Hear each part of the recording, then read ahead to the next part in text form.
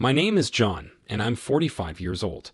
I own a small but cozy Irish pub, which has become a favorite place for many residents of our neighborhood in Boston.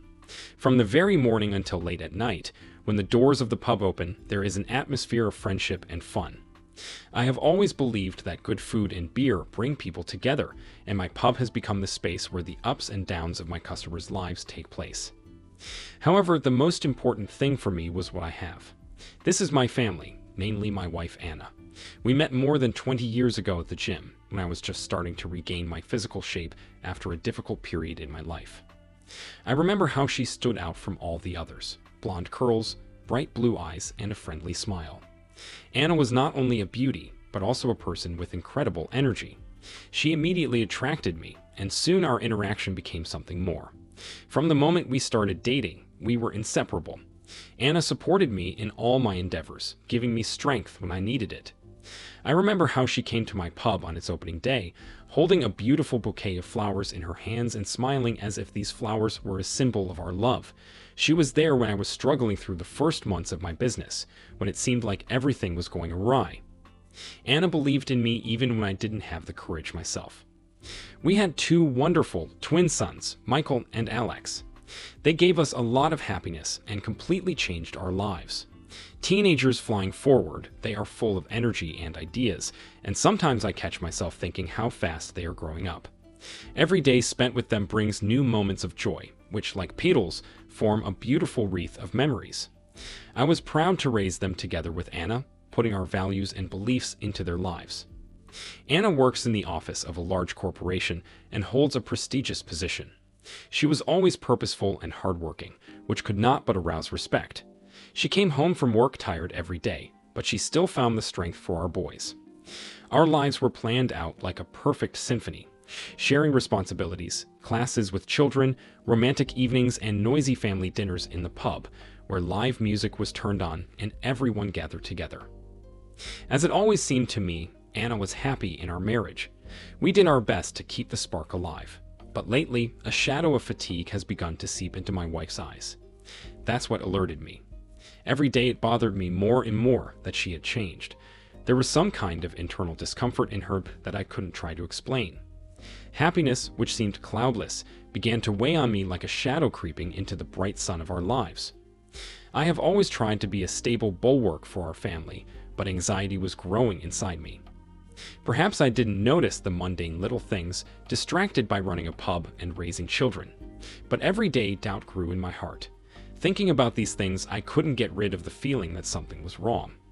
I was ready to do anything to protect my family and find out the truth, even if it scared me. Over the past few months, I've started to notice strange changes in Anna. I noticed it, oddly enough, in the little things. We have always planned our lives down to the smallest detail, from work schedules to family weekends. But then the deviations began. At first, they were small and inconspicuous. Anna was late at work, which in fact was not unusual for her position in the corporation. The presence of large projects often obliges her to stay late.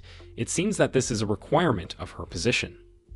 However, after a while, her delays began to occur more often. She started leaving the house without explanation and returned late in the evening, when dinner was already cooling on the table and the children managed to get to their rooms. The distant look in her eyes, the fatigue hidden behind a wall of imaginary employment, all this began to worry me more and more.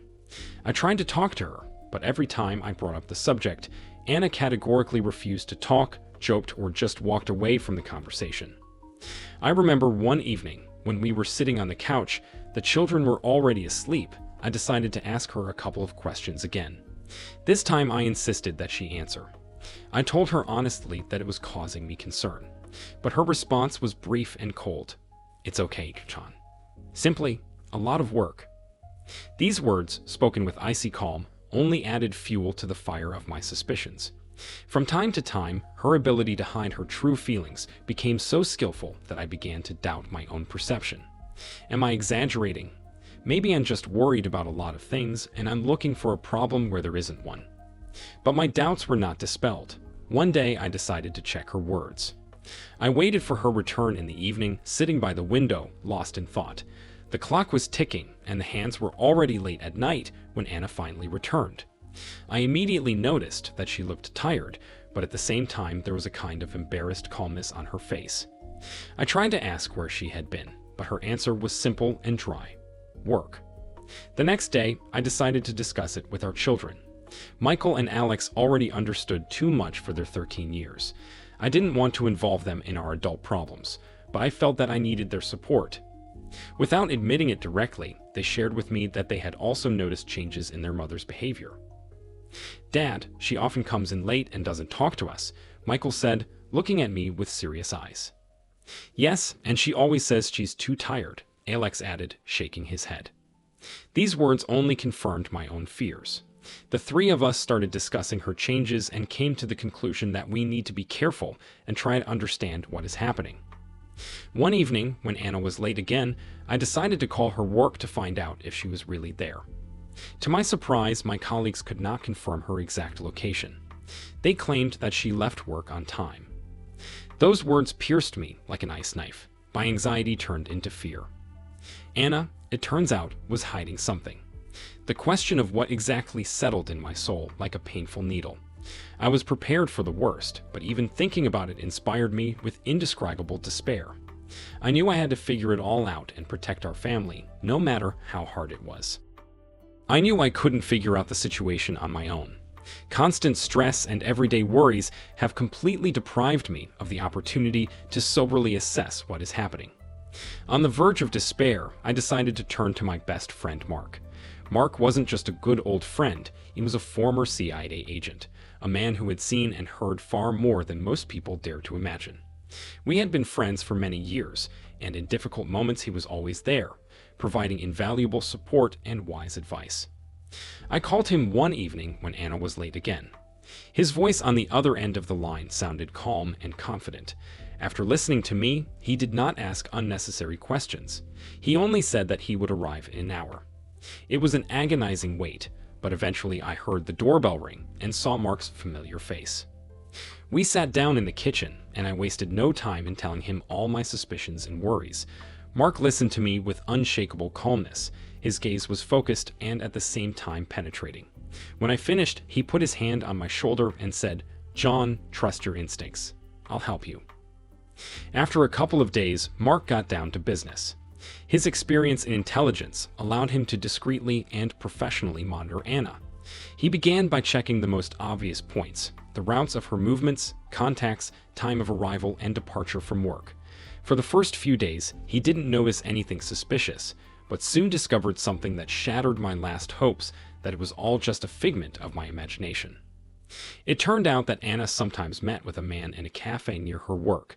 They behaved quite casually, and the components of their conversations did not arouse the slightest suspicion. Nevertheless, this meeting in itself was something incredible for Anna. If this were a purely business relationship, then why hide it? This information only increased my sense of anxiety, and I asked Mark to continue monitoring. Over the next few weeks, he followed Anna's every move, taking careful notes and photographs.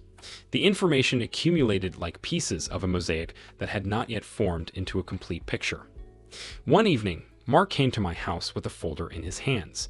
He looked serious and determined at the same time. We locked ourselves in the office, where he spread out all the collected materials in front of me: photos, call prints, location reports. Everything was there: store receipts, bank statements, conversation recordings. Each of them contained the smallest details of Anna's daily life, but also something more: the people she met, the places she visited. "John," he said carefully, "I've collected everything I can. It's about Anna. I'm afraid the news is not pleasant." Inside the folder were photos of Anna dating two men, David and Paul. These were pictures taken in different places: a cafeteria, a park, even at some elegant restaurants. Everywhere, they seemed close, as if there was a strong emotional connection between them. "She's been seeing them for a while now," Mark said. I was stunned. My heart began to beat in a frenzied rhythm, and it became difficult to breathe in the room. The mind tried to deny the obvious, but the evidence was undeniable. I did not imagine that my wife, with whom we have lived for 20 years, could do this. My mind was filled with 1,000 questions. Why? How could she do that after everything we've been through together? Mark watched in silence, trying to give me space to think. Remembering how Anna and I built our lives from scratch, from the early years of marriage to raising children, I could not find a single clue to infidelity in these memories. It was like the worst nightmare, not stopping even when I woke up. Mark waited patiently, allowed me to speak out. Finally, I broke the silence. And now what should I do? How can we continue to live with such knowledge? He looked at me with understanding. It's not going to be easy, John. But it's important to remember that your feelings and well-being come first. You should not hide behind a mask of calm. Perhaps it's worth discussing this with her. Perhaps contacting a lawyer. It all depends on what you want to do. We spent hours talking. Mark helped me build a plan of action step by step. We discussed all possible options, from an open conversation with Anna to legal steps. The next day, I felt a wave of strength wash over me, necessary for decisive action. I knew that there was a difficult conversation ahead, but there was no other way. This has been our common path, and even if it ends, I would like to complete it with dignity and understanding. Determination gave me confidence, and I made the inevitable decision to talk to Anna. I didn't know what he would bring, but I was ready to face any truth. A mixture of pain and determination burned inside me, the perfect motivation for a new chapter in my life. It's been a few days since Mark informed me about Anna's infidelity. My feelings fluctuated between anger, disappointment, and pain, strengthening my resolve to end this story. One of those evenings, Mark and I discussed a detailed plan to capture Anna at the scene of the crime. We have information that they are planning to meet at the Grand Hotel. It is there, in 2 days, that their next date will take place, Mark said, peering at the screen of his laptop, on which the booking page was open. We have carefully prepared for the operation. Mark arranged with the hotel to rent a room next door under a false name. We also installed several hidden cameras to capture everything that will happen in the room opposite. On the appointed day, my heart was pounding in my chest so that it seemed that every beat drowned out all the sounds around. We arrived at the hotel a few hours before the scheduled time to install the equipment and prepare for unforeseen circumstances. An image appeared on the monitors from the camera located opposite the door where Anna and her lovers were supposed to appear. Several long minutes passed when finally a familiar face appeared on the screen. Anna and David, talking cheerfully, went to the room. A little later, Paul joined them. I restrained myself with the last of my strength not to rush in at that moment. We had to wait until they were all in the room. When everyone was there, Mark and I quickly exchanged glances, left our room and headed for the next door. I took a deep breath and knocked hard. Footsteps sounded inside, and a moment later David opened the door. His face froze in surprise when he saw me. "What are you doing here?" He muttered in confusion, but I didn't let him finish. I pushed past him and entered the room. Paul was sitting on the bed, and his face reflected the same shock as David's. Anna, who was standing by the window, turned to us and froze in horror. She tried to say something, but the words stuck in her throat. I looked into her eyes, full of fear and embarrassment, and the silence around us became unbearable. Finally, Anna was able to say, "John, it's not what it seems, not as it seems." I interrupted, feeling anger boil up inside me. "You lied to me, betrayed our trust and our 20 years of marriage." Meanwhile, Mark had already called the hotel security. David and Paul, realizing that the situation was critical, did not know where to go. They started to move towards the door, hoping to slip away at the last moment, but were stopped by the guards, who immediately appeared. Anna tried to explain herself, but I stopped her. "We filmed everything," I said coldly. "No need to lie. It's over this time." Mark nodded, confirming my words. He and I took Anna out of the hotel together. I felt that this step was necessary and inevitable. Each moment, it was the culmination of our confrontation, and at the same time, the beginning of a new stage in my life. A stage where lies and betrayal will not find a place. Returning home, I felt a mixture of emptiness and relief. Now I faced a difficult task, to restore my life and find a new meaning. But this time I knew that I would act with determination and honesty, which remained with me even in the most difficult times. After Anna's capture at the hotel and her confrontation with her lovers, we returned home. It was the turn of a difficult conversation. There was a tense silence in the air, and every word was resurrected with an echo reflected in the emptiness of our big house. The moment had come, and it was impossible to postpone it further. We sat opposite each other in the living room, where every corner reminded us of the years we spent together. Anna was depressed. I saw traces of tears on her face, but it did not arouse any sympathy in me. It was just a reflection of her own shame and remorse, but not the pain she caused me. "John," she began, swallowing, "I have nothing to say for myself." I felt unhappy. I silently waited for her to continue, crossing my arms over my chest, not taking my eyes off her. I felt for a long time that something has changed between us. We stopped understanding each other. Your constant delays at work. I felt unappreciated and lonely. Her voice began to tremble. And David, Paul, they gave me the attention and care that I craved. These words burned my every feeling like acid corroding my heart. "Your words don't justify what you've done, Anna," I said coldly. "We could talk. We could find a solution together, but you chose betrayal." Anna covered her face with her hands, and a wave of sobs swept through her body. "I know that I acted meanly. There is no excuse for me. But I really loved you and always have. It's just that at some point I forgot what it meant."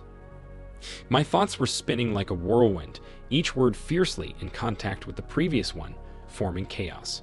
Moments from our lives popped up in my head, from the first dates to the wedding and the birth of children. How could it all turn into such a senseless nightmare? "To love is to trust," I finally said, breaking her silence. "But you destroyed everything we built. Our years, our dreams. I do not know if I will ever be able to forgive you." She tried to approach me, but I automatically pulled away. Her touch, which had once brought comfort, was now full of pain. "Forgiveness is hard to earn, and maybe you'll never forgive me," Anna said slowly. "But I'm willing to do anything to restore our trust." Our conversation lasted for hours. We discussed everything from her motives and emotions to our possible next steps. I offered temporary separation so that we could think about the situation. Anna agreed without looking up. That night was the longest of my life. I lay awake, feeling every corner of my mind for answers. How to live on. How do I stay honest with myself and my feelings? The next morning, I packed my things and went to one of my friends. The quiet apartment became a refuge for me, where I could digest what was happening. In the coming weeks, Anna and I rarely contacted each other, only when necessary. Each conversation was hard and bitter, but necessary. As time passed, I realized that forgiveness does not come suddenly. This is a process that requires long-term reflection and self-improvement. Anna tried to prove her sincerity, but my wounds haven't healed yet. I started taking steps for my own recovery. I visited a psychologist, spent more time with my children, and looked for new interests to work on myself. For Anna, the situation has also become a difficult ordeal.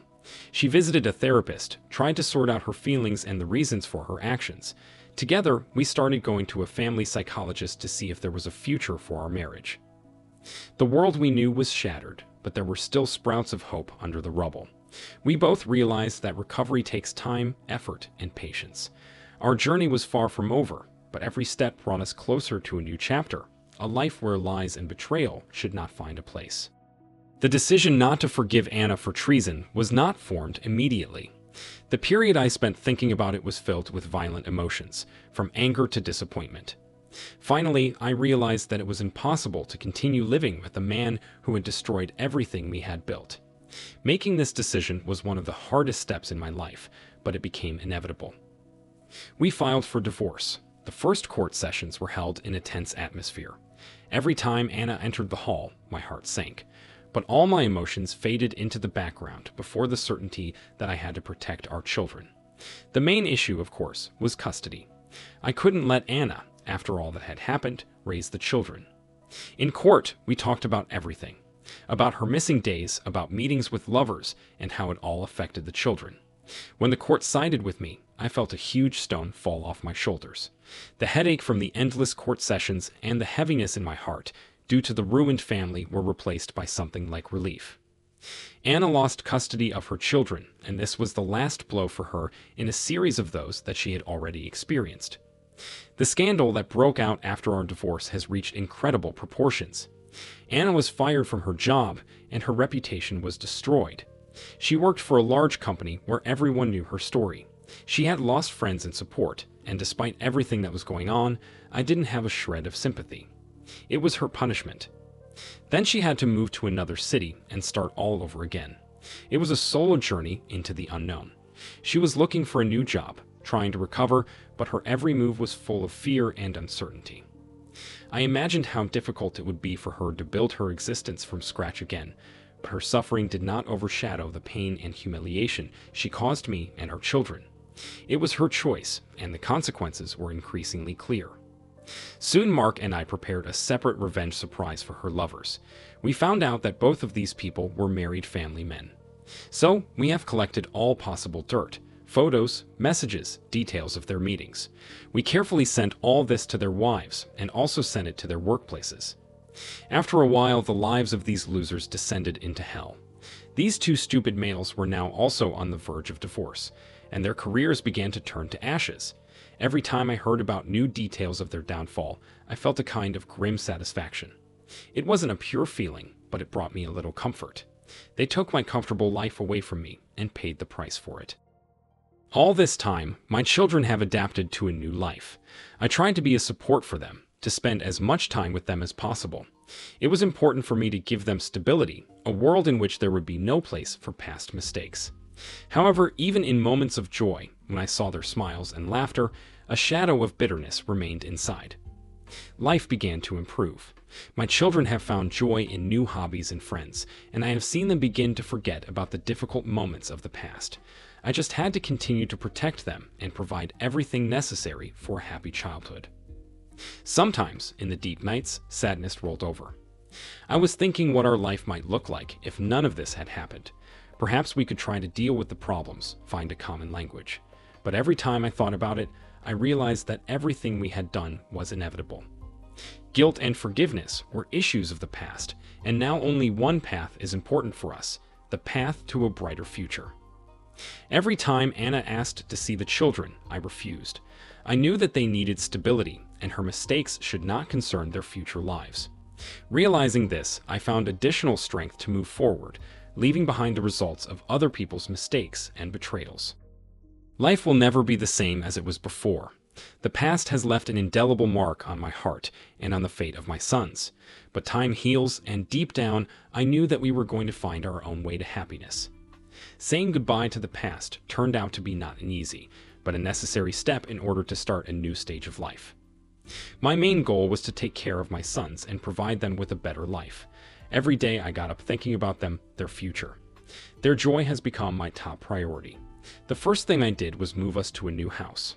The move symbolized not only a physical change, but also the beginning of a new chapter. The house was bright, spacious, and cozy. I chose it carefully, considering the convenience and safety for my children. Our new home became a haven where the shadow of the past could not penetrate. We arranged each room together. We chose furniture, decorations, and the color of the walls. This process turned out to be therapeutic for all of us. My sons, despite their experiences, began to smile more often, laugh. Their childlike spontaneity and joy gave me confidence that we were on the right track. We spent a lot of time together exploring our neighborhood, getting to know the neighbors. Walking in the park, playing on the playground, picnics, I tried to turn every moment into happiness. I wanted old memories to be erased, leaving room for new, bright, and kind ones. And it started to work. I saw how they stopped looking fearfully at every sound, how their eyes shone with joy. I became actively involved in their educational process. We discussed school assignments, I helped them prepare for tests, and we spent evenings reading books. Education has become not only an important part of their lives, but also our joint adventure. I wanted them to feel confident and successful, and I did my best to help them do that. Our new life also brought new acquaintances. I started building a social circle among other parents, participating in school and neighborhood events. It was not easy for me. Every time I went to meet new people, I overcame internal barriers. But it was necessary in order to create a safe environment for my children. Soon we made many new friends, which added new colors and joy to life. At the same time, I continued to work on my career. The previous job no longer brought joy, and therefore I decided to change my field of activity. The new job not only gave me a stable income, but also allowed me to develop professionally. Every new project, every new meeting with clients gave me a sense of accomplishment and confidence in the future. But even in the sea of new achievements and victories, waves of memories rolled in from time to time. In the evenings when the children were already asleep, I allowed myself to immerse myself in thoughts about the past. These moments gave me the opportunity to realize the whole path that we had traveled. Every difficulty we went through made us stronger. Every obstacle made us more confident. I realized that one of the most important decisions in my life was to leave behind people who did not appreciate our common history and move forward. At times, Anna was still trying to contact the children. Her calls and letters were rare, but each time they brought confusion. I tried to protect the children from these meetings, knowing that they carry more pain than joy. But one day I had to make a difficult decision: to let them meet. I put personal grudges aside and realized that children have rights to their mother, no matter what. The first meeting was awkward and tense. Anna looked exhausted, as if all her strength had gone into fighting her own demons. But the children, despite all that had happened, hugged her. Their childlike purity and unconditional love showed me once again that, despite betrayal and pain, there will always be a place for forgiveness in the hearts of children. I watched this meeting from afar, trying not to interfere, and realized that perhaps it was time for a small step towards reconciliation. Not for Anna and me, but for our children, who were and remain the brightest part of our common history. Dear friends, thank you for listening to this story. If you like my content, please rate this video with a like and don't forget to subscribe to the channel. Have a nice day.